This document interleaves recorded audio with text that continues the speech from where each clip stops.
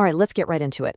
Today we're looking at two crypto projects that are causing a ton of buzz and, honestly, a lot of head-scratching in the Web3 space. I'm talking about Omikami and RyuJin. They're in a weird spot, and the first impression for most analysts is almost always the same. And there it is. That's the immediate gut reaction from pretty much everyone. You see the anime-style artwork, you hear the mythology, and your brain just instantly files it away as, oh, just another meme coin.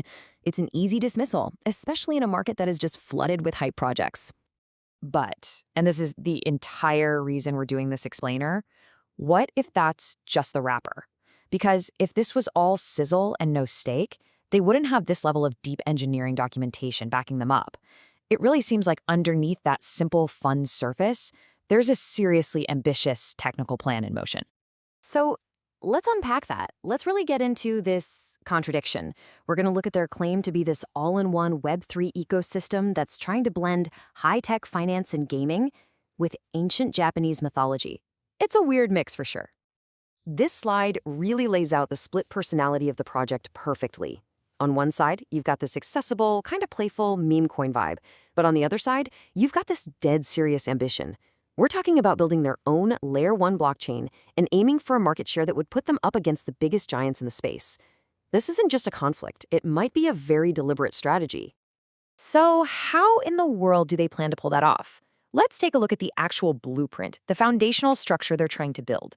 And I'll tell you right now, it is way more complex than you'd think. Okay, so it all starts with this dual token system. You've got OMI, which is positioned as the serious advanced DeFi financial engine. And then you have Ryu, which is all about immersive gaming and rewards. But the end game isn't to have two separate things floating around.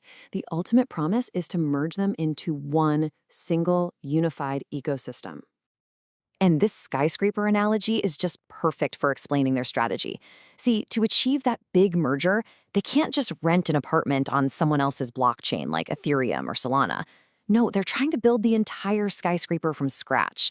The OMI chain is the foundation, the two tokens are the massive support pillars, and the unified ecosystem is the completed building. And that foundation, the OMI chain, is the really interesting part. The key thing to understand here is that this isn't supposed to be just another boring ledger.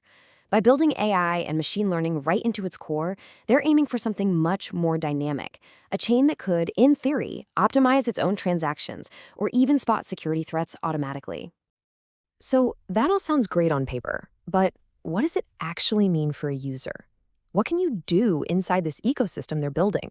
First, we have to talk about their core philosophy, and it all boils down to this one critical term, non-custodial. This is huge. It means they never, ever take control of your funds. You and only you hold the private keys. It is the absolute bedrock of their entire system, and it's all about you maintaining your own financial sovereignty. And built on top of that non-custodial principle is a whole financial toolkit. I mean, they're trying to cover all the bases here. You've got user-friendly stuff like a decentralized exchange with voice commands and an education hub. For security, a wallet, and a digital asset locker. And of course, for the crypto pros, you have all the DeFi classics: staking, lending, yield farming, and DAO governance. The whole shebang. Now this is where RyuJin comes into play, and it's clever. It's designed to be the main on-ramp. By putting play-to-earn games directly on the Apple and Google app stores, they totally sidestep the usual complicated crypto learning curve. Someone just downloads and plays a mobile game, starts earning rewards, and bam! Suddenly they're part of this Web3 ecosystem without even realizing it. It's a very powerful bridge to the mainstream. The whole structure is designed to be modular, kind of like the Apple or Binance ecosystems. And the thinking here is twofold. One, it's for scalability so it can grow without hitting bottlenecks. But maybe more importantly, it's for resilience. Because each utility is its own thing, if one piece of the puzzle fails, let's say the gaming side runs into some trouble, it doesn't crash the entire system. The whole house doesn't come down. Okay, but let's be real, a plan this ambitious is completely worthless without trust. So, especially when you're starting with an anonymous team and a lot of skepticism, how exactly are they trying to build confidence in the community? Well, this is a pretty massive signal. They've locked up 100% of their liquidity for 5 years. In the crypto world, where things change in a heartbeat, 5 years is an absolute eternity. It's a really aggressive way to tell people, hey, we're in this for the long haul. And then you've got the fair launch model. Zero presale. 0 team tokens. This means the team had to go out and buy their own tokens on the open market just like everybody else. This is such a big deal because it means the team's financial interests are perfectly aligned with the community's. It takes that huge risk of an insider dump completely off the table. And on top of all that, you have the external validation. We're talking top audit scores, like a perfect 100 out of 100 from Token Sniffer. You add in a fixed supply so there's no crazy inflation, 0 transaction taxes, and renounced contracts, which means the creators can't go back and change the code, and you're looking at a pretty rock-solid security foundation. But great tech and perfect audit scores don't automatically make you a global powerhouse. To make that leap, you need something more. You need a story. You need a movement. So let's look at the culture and the mythology they are so carefully crafting. And the story really kicks off with this anonymous founder, Roshi Mochizuki, who is claimed to be the very same person who founded Shiba Inu. Now, whether that's actually true or just some brilliant marketing, it doesn't really matter.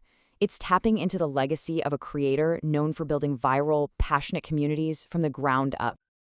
And the mythology itself isn't just for decoration. It's being used as a strategic recruitment engine.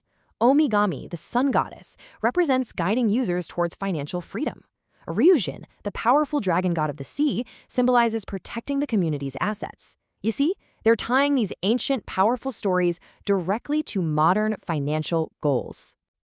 And all of this has created what they call the Kami Army, a community that sees itself as a movement against centralization.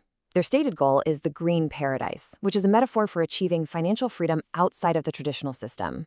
And the whole thing is anchored by this annual event, the Omikami halving on November 11th, which is designed to be a recurring hype event, kind of like an Apple product launch. So this brings us back to the central tension of this whole thing.